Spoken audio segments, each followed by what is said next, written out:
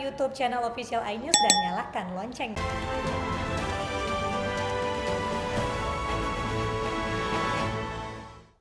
Pemirsa, arus balik libur Paskah, ruas tol Purbalenyi Purwakarta, Jawa Barat terpantau padat.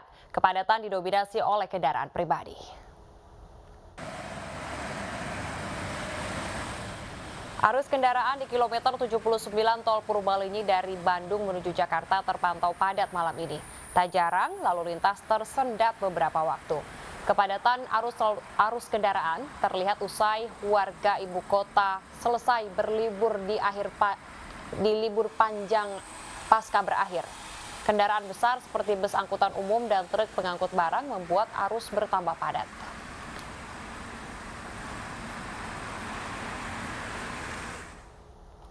Pemirsa, arus lalu lintas di kawasan Puncak Bogor ramai lancar di puncak libur pasca tahun ini. Dan berikut laporan reporter Luis Ayu dan juru kamera Didit Oktavian dari kawasan Puncak Bogor, Jawa Barat.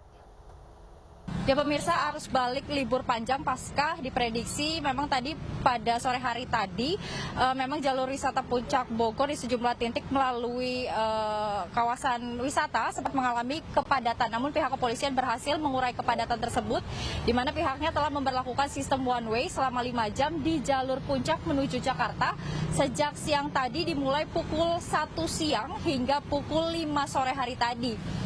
Namun pemirsa, dari pantauan kami pada malam hari ini di Simpang Gadok, arus lalu lintas di arah puncak menuju Jakarta nampak ramai lancar, sementara di arah sebaliknya dari arah Jakarta menuju puncak juga sama terpantau ramai lancar. Belum ada kepadatan ataupun penumpukan kendaraan. Terkait pemeriksaan surat keterangan bebas COVID-19 di sore hingga malam hari ini tidak ada petugas yang memeriksa kendaraan seperti pada pagi hari tadi, di mana memang ada beberapa pengendara yang terpaksa harus berputar arah kembali ke Jakarta karena tidak membawa surat keterangan antigen ataupun juga surat vaksinasi. Di mana yang artinya memang libur panjang Paskah ini telah berakhir pada hari ini, di mana besok hari Senin rata-rata masyarakat sudah kembali beraktivitas normal. Dari Bogor, Jawa Barat, Luis Ayu, Didit Oktavian, Guntur dan Harinta, iNews melaporkan. Pemirsa, Kakor Lantas Polri menyebut 24.000 kendaraan melintasi kawasan Puncak Bogor pada libur Paskah tahun ini. Pihaknya pun menerjunkan anggota kepolisian di sejumlah titik untuk mengamankan arus balik tersebut. Saya pantau juga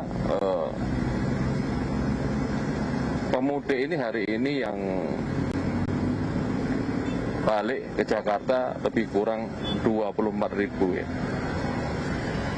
Jadi kemarin terpantau dari pagi tadi 20.000 balik, sampai sekarang 24.000. Ya, semuanya tidak ada masalah, tidak ada gejala, aman lancar, kita kelola secara maksimal. Dan cuaca di sini suasana hujan, gerimis, tapi tetap terkendali. Anggota semua tergelar di lapangan siaga untuk pengamanan mudik. Pemirsa, misa Paskah di sejumlah gereja berjalan aman. Di Gereja Katedral Jakarta, misa berlangsung dalam 3 sesi. Sesi ketiga ibadah Minggu Paskah di Gereja Katedral Jakarta dihadiri 309 umat dalam sekali ibadah. Dengan tema semakin mengasihi, semakin terlibat, semakin menjadi berkat. Umat diajak untuk saling mengasihi dan menjadi berkat antar sesama. Sementara itu, prosesi misa Paskah di Gereja Katedral Makassar, Sulawesi Selatan sudah selesai. Hal ini mengingat pekan lalu gereja ini diteror bom bunuh diri dari jaringan teroris JAD.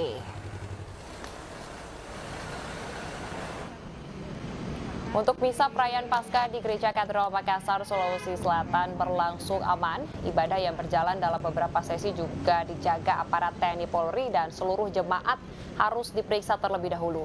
Usai beribadah, para jemaat dibagikan bunga oleh warga yang tergabung dalam Forum Rakyat Bersatu. Aksi ini adalah bentuk solidaritas sekaligus ajakan untuk melawan aksi terorisme serta menumbuhkan persatuan di tanah air.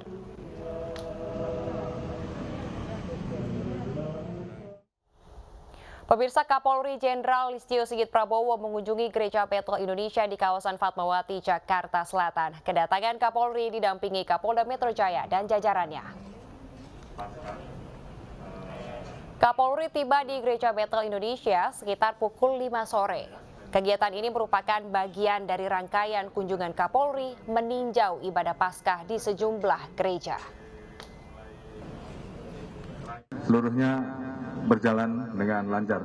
Masih ada beberapa kegiatan yang akan dilaksanakan sore hari ini, dan sekali lagi saya sampaikan kepada seluruh gereja, kepada seluruh jemaah yang ada, silahkan untuk melaksanakan rencana perayaan ibadah Paskah yang telah disiapkan.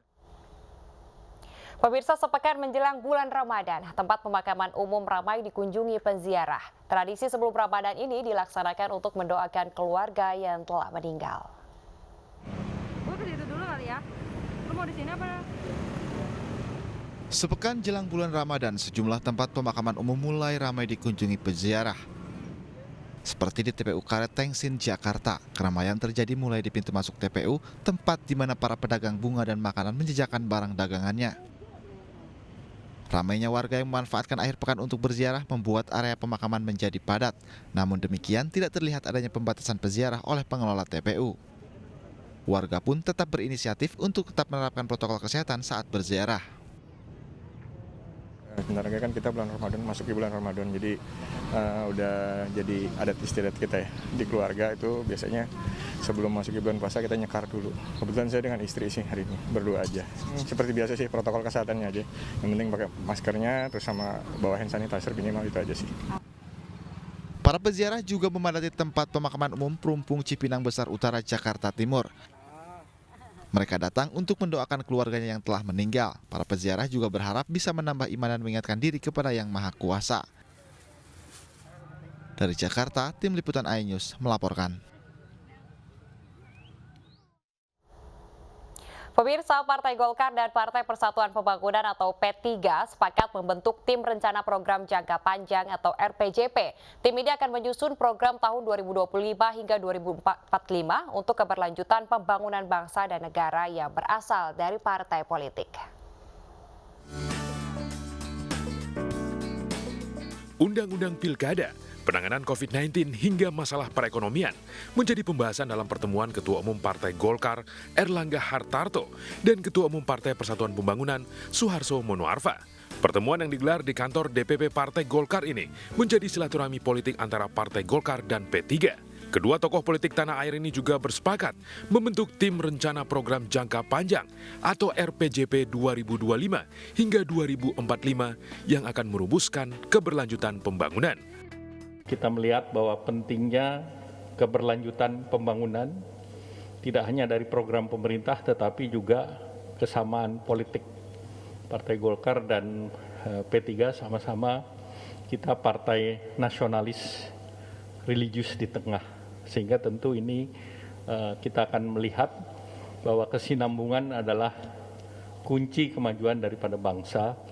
Kita melakukan reinstall dari sistem pembangunan kita dan reinstall dengan sesuatu yang baru, sesuatu yang berkelanjutan, sesuatu yang beradaptasi dengan kemajuan, dan kami berdua memiliki kesamaan atas pandangan-pandangan itu. P3 dan Golkar memiliki keyakinan sama dalam pembangunan Indonesia, terutama membantu pemerintah memulihkan perekonomian nasional di tengah pandemi. Tim Liputan iNews melaporkan.